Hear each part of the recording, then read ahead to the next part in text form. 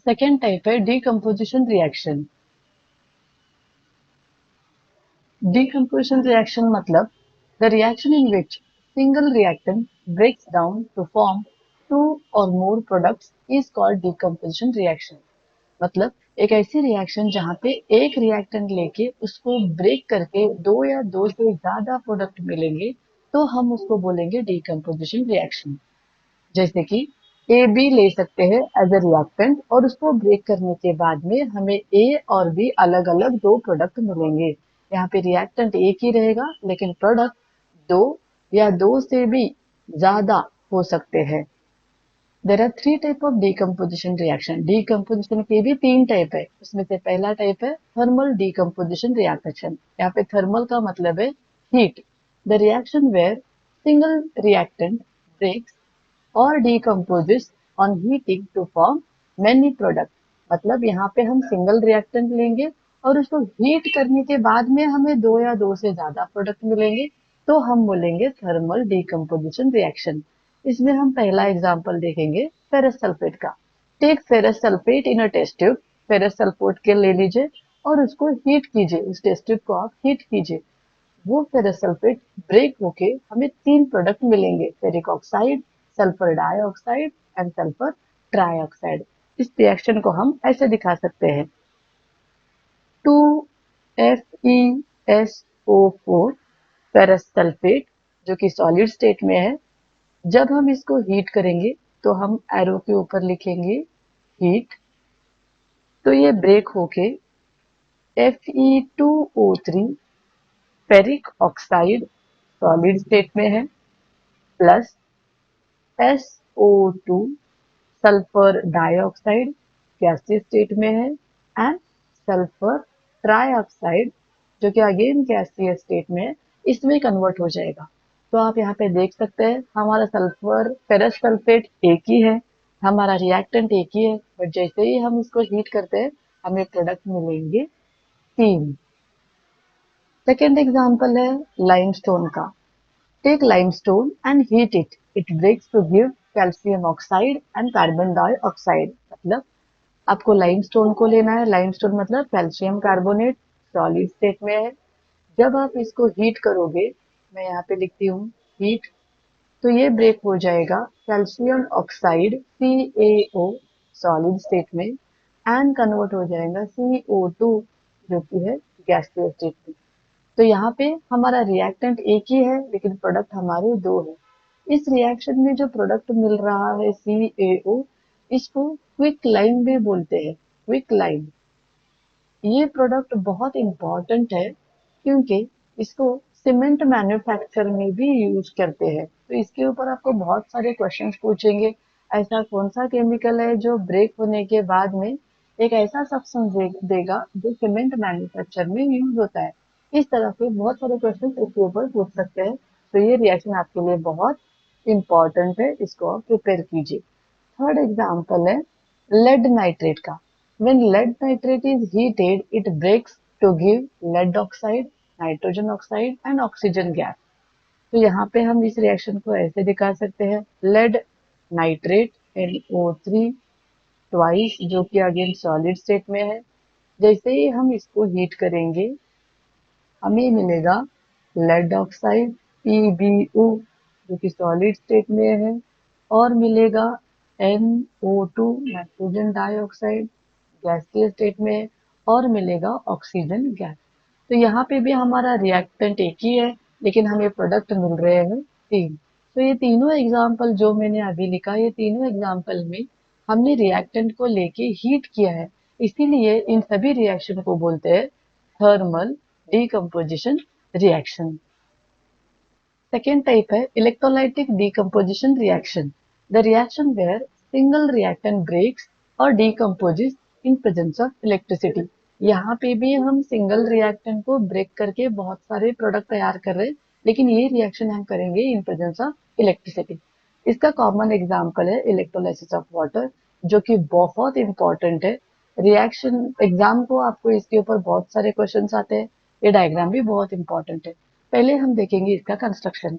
It consist of one plastic mug, plastic mug, और हम यहाँ पे बीकर भी ले सकते हैं।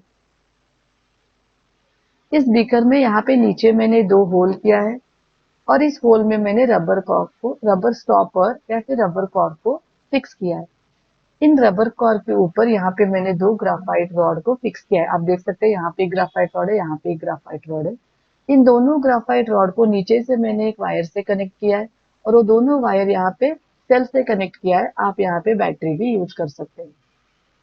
देन नेक्स्ट, इन दोनों ग्राफाइट रॉड्स के ऊपर मैंने इन्वर्टेड टेस्ट ट्यूब रखे हैं। आप देख सकते हैं यहाँ पे इन्वर्टेड टेस्ट ट्यूब 2 रखे हैं और इस बीकर में मैंने लिया है वाटर H2O।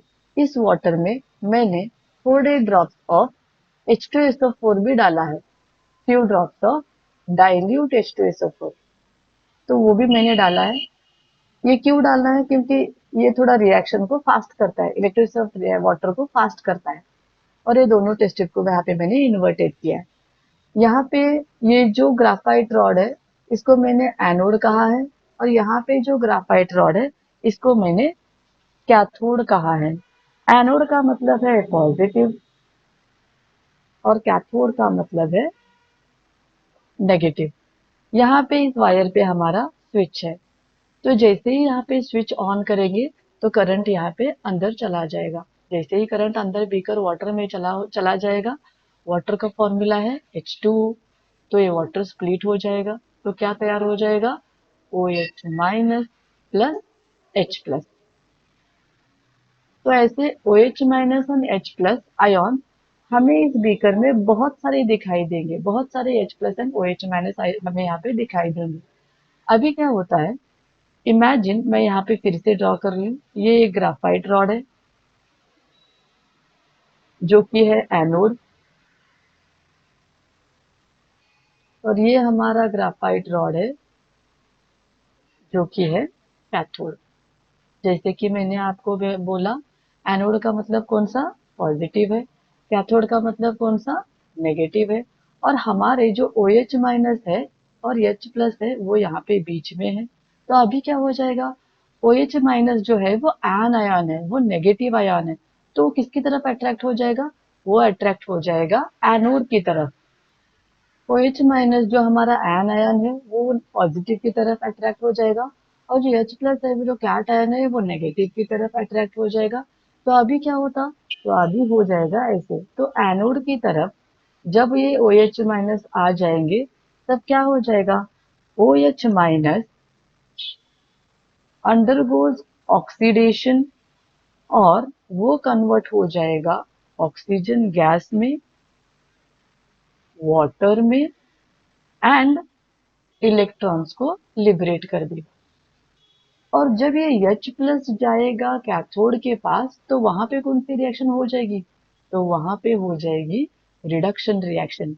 इसका मतलब क्या है, यहाँ पे जैसे ही वो H प्लस आते हैं वो इलेक्ट्रॉन्स को ले लेंगे और कन्वर्ट हो जाएंगे हाइड्रोजन गैस में। तो ये जो रिएक्शन है इसको बोलते हैं ऑक्सीडेशन रिएक्शन और इसको बोलते हैं reduction reaction. Oxidation reaction and reduction reaction आप लोग एक बार फिर से सीखोगे नेक्स्ट चैप्टर में, 10th में ही नेक्स्ट चैप्टर में। ऑक्सीडेशन, मैं आपको सिर्फ एक सिंपल इसका डेफिनेशन बोल देती हूँ। ऑक्सीडेशन मतलब लूजिंग ऑफ इलेक्ट्रॉन और liberation of electron. And reduction का मतलब क्या है? Gaining of electron, gaining of electron. तो आप यहाँ पे देख सकते हैं, यहाँ पे इलेक्ट्रॉन लूज हो रहे हैं और यहाँ पे इलेक्ट्रॉन गेन हो रहे हैं। तो ये ऑक्सीडेशन है और ये रिडक्शन है। तो इस रिएक्शन की वजह से क्या हो रहा है, एनोड के पास बहुत सारा ऑक्सीजन तैयार हो रहा है, बहुत सारा ऑक्सीजन गैस तैयार हो रहा है और कैथोड के पास क्या हो रहा है, बहुत सारा हाइड्रोजन गैस तैयार हो रहा है। तो आप लोग यहाँ पे डायग्राम में देख सकते हैं। आप जो यहाँ पे बबल देख रहे हैं टेस्ट ट्यूब में, can you see this bubble? जो बबल आप एनोड के पास देख रहे हैं वो किसके है? वो बबल है ऑक्सीजन के। मैंने यहाँ पे मेंशन किया है ऑक्सीजन। और जो बबल आप यहाँ पे देख सकते हैं इस टेस्ट ट्यूब में जो कैथोड की तरफ है वो कौन सा है? वो हाइड्रोजन के बबल है। तो यहाँ पे ऑक्सीजन गैस कलेक्ट होता है और यहाँ पे कौन सा गैस कलेक्ट होता है? हाइड्रोजन गैस कलेक्ट होता है। अगर आपको कंफर्म करना है कि ऑक्सीजन है और ये हाइड्रोजन है, तो आप इसके लिए क्या सकते हैं, आप कर सकते हैं और एक एक्सपेरिमेंट जो है बर्निंग कैंडल का एक्सपेरिमेंट।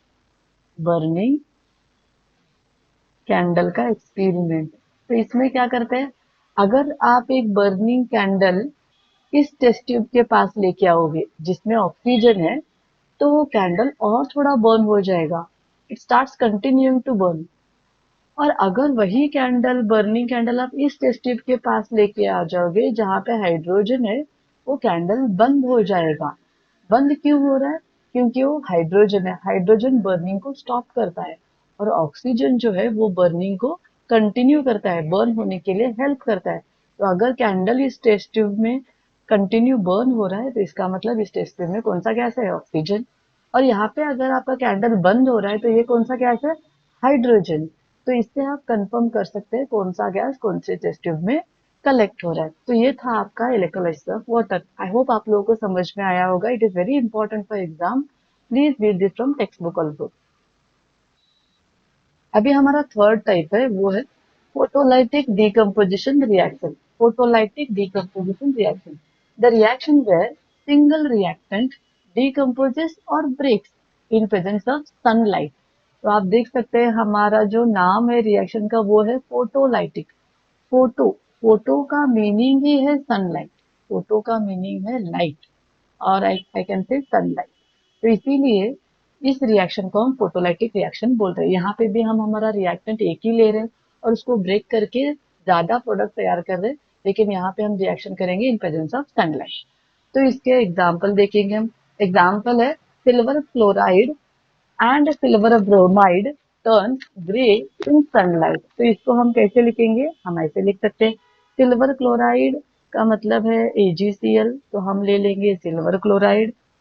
ये सॉलिड स्टेट में है, इसको एक वॉच ग्लास में लेंगे और इसको अगर हमने सनलाइट में रख दिया, तो आप देख सकते हैं कि थोड़ी देर में वो जो वॉच ग्लास है वो थोड़ा ग्रेइश हो जाएगा, ग्रे कलर में कन्वर्ट हो जाएगा। क्यों? क्योंकि ये कन्वर्ट होता है सिल्वर में एंड क्लोरीन गैस रिलीज होता है। तो यहाँ पे आप देख सकते हैं रिएक्टेंट एक ही है और प्रोडक्ट मिल गए हमें दो। दूसरी है AgBr।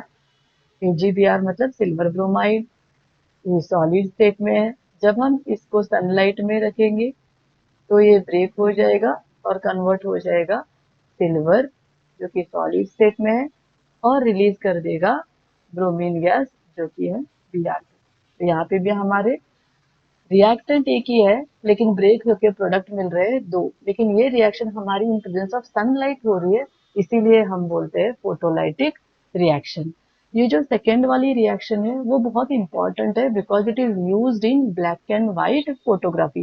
इसके ऊपर भी आपको बहुत सारे क्वेश्चन पूछ सकते हैं, तो ये भी रिएक्शन बहुत इंपॉर्टेंट है। थर्ड टाइप है डिस्प्लेसमेंट रिएक्शन, वो हम सीखेंगे नेक्स्ट वीडियो में।